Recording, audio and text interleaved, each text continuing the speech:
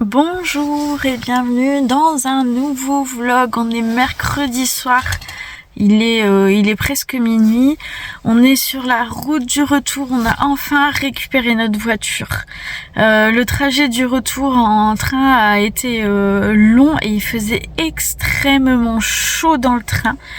Je sais pas comment ça se fait qu'il faisait une chaleur pareille, mais ça a été un petit peu compliqué le retour. On est bien content d'avoir récupéré la voiture. Et là, en fait, arrivé à la gare, on a voulu prendre un café au distributeur, déjà 2,80 un café.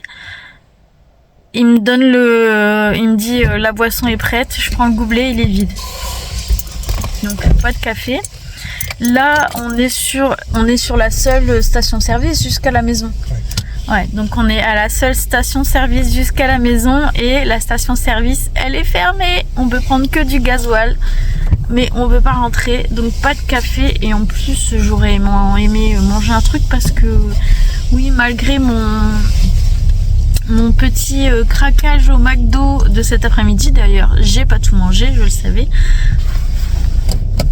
Hop. J'ai faim. Mais bon, il est l'heure, hein, il est minuit, on n'a pas mangé ce soir, donc voilà. Donc écoutez, voilà, bienvenue dans un nouveau vlog. Et puis, oh là là, comment ça tremble, chérie, va doucement, hein. Il est pressé de rentrer. On va avoir du boulot en rentrant à la maison. Allez, gros bisous, et puis on se retrouve certainement demain matin. Bonjour, vous êtes de travers, hop. J'espère que vous allez bien. Il est 7h30, on est jeudi. Ça pique. À 3h, je ne dormais pas encore, donc ça pique. Je sais pas ce que j'ai eu cette nuit. J'ai pas arrêté de me lever pour faire pipi. Pourtant, j'ai pas bu plus que ça hier, mais je vais ouvrir au chien. Mais voilà. Oui, je vais vous ouvrir. Allez. Donc on reprend les habitudes. Hein. Ce matin, c'est reparti pour les rendez-vous médicaux. Nice a rendez-vous ce matin à 8h40. Et moi, j'ai rendez-vous cet après-midi à 13h30. Pareil demain. Voilà. C'est pour ça qu'on avait réussi à partir quelques jours. Parce que on avait fini les rendez-vous vendredi dernier et on avait fait en sorte que les rendez-vous ne reprennent que aujourd'hui pour pouvoir partir quelques jours tranquille, quoi. Parce que sinon, je sais pas si vous avez remarqué, mais au niveau des rendez-vous médicaux, on a repris cette année le 2 janvier. Et depuis le 2 janvier, quasiment tous les jours de la semaine, on a des rendez-vous médicaux, soit pour moi, soit pour Eunice. Franchement, c'est un peu usant, mais bon, il faut. Je vais me faire mon petit café, je reviens. Allez, moment très important. Chin, à la vôtre. Ah, ça fait du bien. J'espère que vous allez bien, que vous passez une bonne semaine. Hier, je vous ai mis un vlog du coup, mais il est passé hyper tard parce que je l'ai monté quand on est arrivé dans le train. Donc je l'ai monté à Bordeaux. Et comme on n'avait pas de connexion sur la route, je l'ai mis, j'ai tenté de le mettre en ligne, il était 17h. Et je pense il a dû se mettre en ligne vers minuit. Et vous étiez quand même au rendez-vous. Vous étiez là, j'ai quand même eu des commentaires cette nuit. Et peut-être que pour une fois, avec Bruno, on n'était pas trop en décalage horaire du coup. Voilà, donc mais qu'est-ce que vous faites la nuit? Faut dormir, hein. Faut dormir.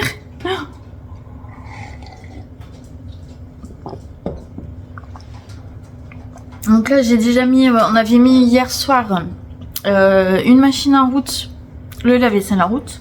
Donc là, j'ai mis la machine à sécher, j'ai remis une machine en route. Si je blablate pas trop avec vous, parce qu'on s'en va d'ici une vingtaine de minutes, je débarrasserai le lave-vaisselle. Il y avait des petits pipis comme d'habitude. J'ai passé un coup juste à l'endroit des pipis. Donc il faudra... Je vais pailler. Pardon.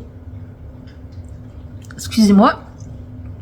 Je vais passer... Il faudra passer un coup d'aspi et puis passer un coup de serpillière. Et puis j'espère que je vais pouvoir aller faire un petit dodo dans la matinée. Normalement rendez-vous pour Eunice doit pas durer longtemps. C'est juste qu'il y a un petit peu de route comme d'habitude parce que tout est dans le nord. Là aujourd'hui c'est à Bourbourg, donc c'est moins loin que d'habitude quand même. Donc ça c'est une bonne chose. Pendant qu'on était parti, on a reçu ce petit bidule. Donc en fait ça c'est ce qu'on a dans les voitures qui permet d'entendre les clignotants par exemple et tous les autres bip bip bip de la voiture. Donc quand on met la marche arrière, quand on met la ceinture, etc. Enfin quand on oublie de mettre la ceinture, etc. Tous les avertissements, tous les bips passent par cette petite enceinte. Et du coup bah nous elle était grillée, je vous l'avais dit il y a quelques temps, elle était grillée. Et là on l'a reçue et Chérie n'a pas pu s'empêcher d'aller la remettre cette nuit. Voilà, donc elle fonctionne. On va avoir de nouveau le bruit des clignotants parce que c'est quand même, ça fait bizarre quand même de mettre le clignotant et de pas entendre le bruit. On a tellement l'habitude qu'à chaque fois je fais attention parce que j'ai l'impression de pas avoir mis le clignotant. Bref, voilà.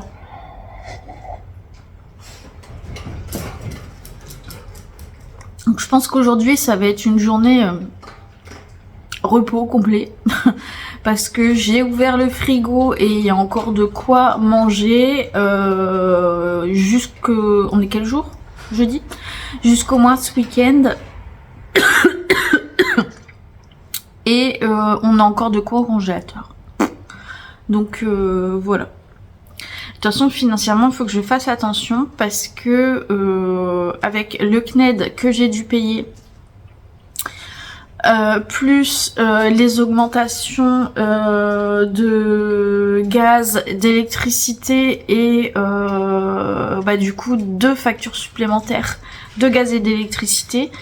Là il me reste, enfin tout ce qui me reste sur mon compte c'est juste pour payer les factures en fait. Donc il faut que je fasse attention. Et j'ai rien fait de... J'ai fait aucune dépense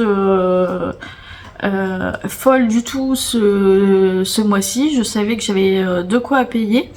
Et même là, pendant qu'on est parti, j'ai rien dépensé. Enfin, si, je suis allée une fois à Carrefour. Mais c'est tout, j'ai fait juste... quelques petites courses, donc là il faut vraiment que je fasse de toute façon que je dépense plus quoi. mais il va falloir quand même se nourrir, donc donc on sera certainement dans le rouge ce mois-ci. Bon bah c'est tout, c'est comme ça, hein. On essaiera de se rattraper aussi le mois prochain.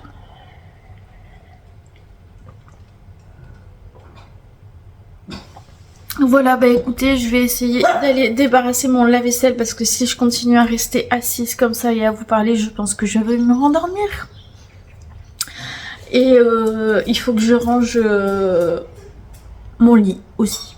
Voilà. Allez, je vous fais des gros bisous. Passez une bonne journée. Bon voilà, il est 8h58, on est déjà sorti du rendez-vous de Nice. Donc aujourd'hui c'était un rendez-vous pneumologue parce que Eunice fait des bonnes nuits. Mais elle dort aussi beaucoup la journée, donc elle peut se taper une sieste de 4 heures. Tranquille. Et du coup le médecin a dit peut-être qu'il y aurait de l'apnée du sommeil. Donc il a dit on va peut-être vérifier ça. Alors on a eu un rendez-vous, enfin elle a eu un rendez-vous, je suis là accompagnée avec une pneumologue très gentille. Ouais, elle est super gentille. Ouais, moi aussi je pensais que c'était un homme, donc c'était bien. Donc elle a fait une radio des poumons qui est nickel. Elle a fait un test d'oxygène au niveau du doigt qui est nickel. Et puis elle est rentrée aussi dans un petit sas, vous savez, une petite machine où il a fallu qu'elle respire, qu'elle bloque sa respiration, qu'elle souffle fort, etc. Et ça, cet examen est nickel aussi. Donc là, on doit revenir mi-mars Ouais. Mi-mars, le docteur va lui poser du coup un appareil et elle va dormir avec l'appareil et puis bah du coup ce sera pour tester si elle fait de l'apnée du sommeil ou pas, mais en tout cas jusqu'à maintenant les examens sont bons, donc c'est déjà une bonne chose. Voilà. Par contre, au moment de passer à la caisse, je vous ai dit ce matin qu'il fallait que je dépense plus d'argent. 101 €. Boum. Moi, j'ai vu dans la salle de temps 30 € pour un adulte. Ouais. Donc bon bah ça va, on va être la radio, tout ça. ouais, puis on va être remboursé d'ici quelques jours. Donc puis là en fait, ce qui est bizarre, c'est que alors je sais pas comment la Sécu a fait. Mais du coup c'est moi qui paie forcément tous les rendez-vous qu'on a pour Eunice, peu importe le médecin chez qui on va, mais c'est Eunice qui est remboursée alors qu'on n'a jamais donné ses coordonnées bancaires, je sais pas. Donc là déjà Eunice m'a fait un virement hier de 73 €, t'avais été remboursée. Et toi t'as ma mutuelle. Ouais, donc Eunice est remboursée de la Sécu et moi je suis remboursée de la mutuelle. Donc Eunice m'a fait rembourser un remboursement de 73 €, donc ça c'est nickel. Et puis bah le remboursement de 100 €, bah il arrivera la fin de semaine prochaine, je pense. Donc voilà. Heureusement on est vite remboursé. Voilà. Donc là on va repartir à la maison. On va peut-être s'arrêter à la boulangerie. Ouais, pourquoi pas, j'ai faim. Aller chercher un petit déj. Bah là à Bordeaux, Aurélien tous les matins il allait nous chercher 2 bonnes baguettes. Oh là là, c'était petit déjeuner, pain au beurre, j'adore. Avec le bon café du matin, c'était trop bien.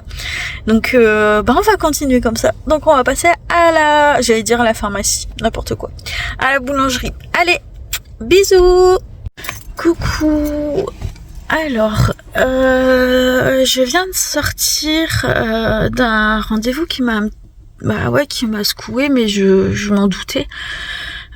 J'ai eu rendez-vous avec la sécurité sociale parce que bah voilà, ça fait longtemps que je suis en arrêt maladie et donc j'ai eu un rendez-vous avec une infirmière médicale avec qui voilà j'ai parlé. Alors ce qui me paraît étonnant, c'est que la sécurité sociale prend en charge tous mes soins, la RTMS, la clinique de jour, mes rendez-vous chez le psychiatre, etc.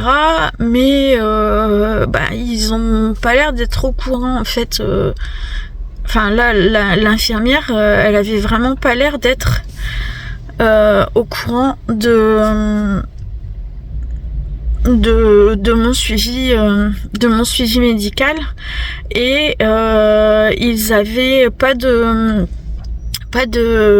documents depuis 2019 en fait. Donc c'est vraiment bizarre. Document venant d'un de mes médecins disant en expliquant ma situation, donc depuis 2019. Donc en fait là ce qu'elle dit c'est que par rapport à tout ce que je lui dis, elle a besoin d'avoir des comptes rendus de mes médecins, de mes psychiatres, parce que selon elle il faudrait envisager une invalidité. Et là pour moi c'est le choc parce que je suis clairement pas prête. Je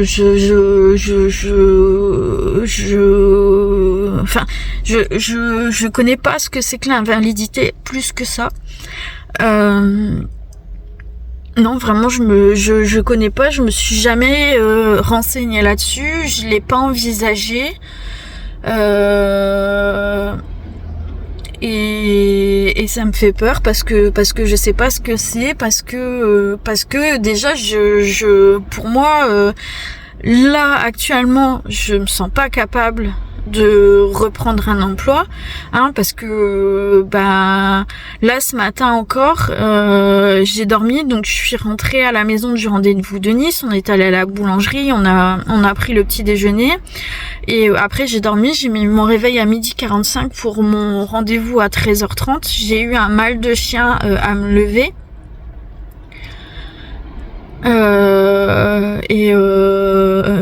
Et je sais plus ce que j'allais dire. Je Je suis déboussolée par le rendez-vous. La dame très bien, voilà, on a bien discuté, etc. Mais ça l'invalidité, ça veut dire complètement l'arrêt de travail. Je sais même pas si ça existe. Enfin, si elle en a parlé, c'est que ça existe, de l'invalidité pour la dépression. Ça veut dire que je travaillerai plus. Est-ce que ça veut dire que si, et je l'espère, j'ai à un moment donné, je vais mieux, est-ce que je peux, même en invalidité, reprendre un travail, et en fait, mais en même temps, je suis tellement bien là où je suis dans mon travail, j'ai tellement des collègues géniaux, comment dire, un employeur super que je me vois pas aller autre part, mais j'arrive pas là, j'arrive plus.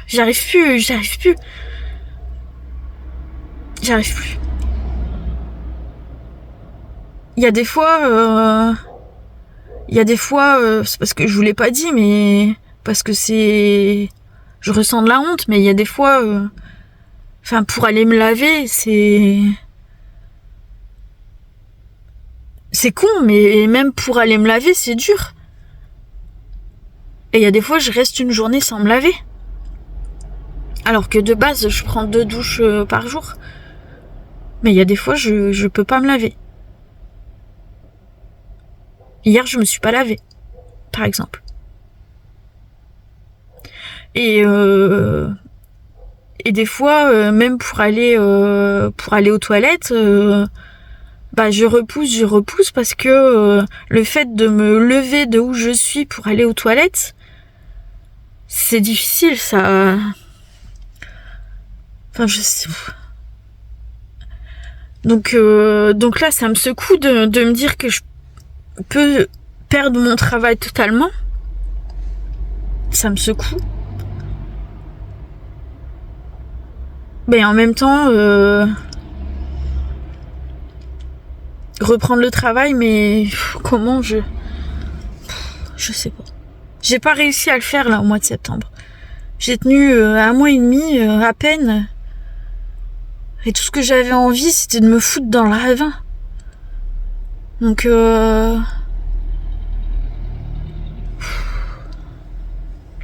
faut que je parle à Chérie. Donc en fait, là, ce que l'infirmière m'a demandé, c'est de demander des comptes rendus à tous mes médecins pour voir ce que eux pensent de mon état et si ils pensent que je suis capable de reprendre le travail avant les 3 ans d'arrêt de travail. Donc là, je suis bientôt à 2 ans d'arrêt maladie, si on compte pas la toute petite période où j'ai repris, sachant que avant ça, j'avais déjà eu 16 mois d'arrêt maladie en 2020. Donc j'ai déjà eu 16 mois, j'ai repris 1 an.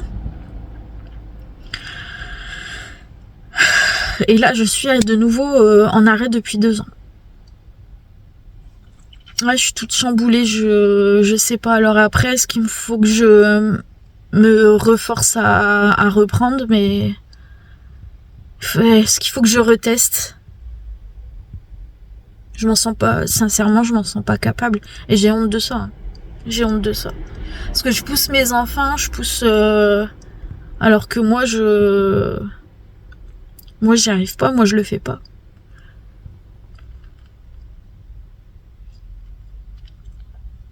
Ouais, je sais pas. Bon, je vais rentrer à la maison.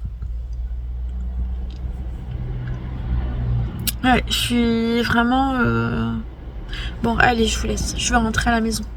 Des bisous.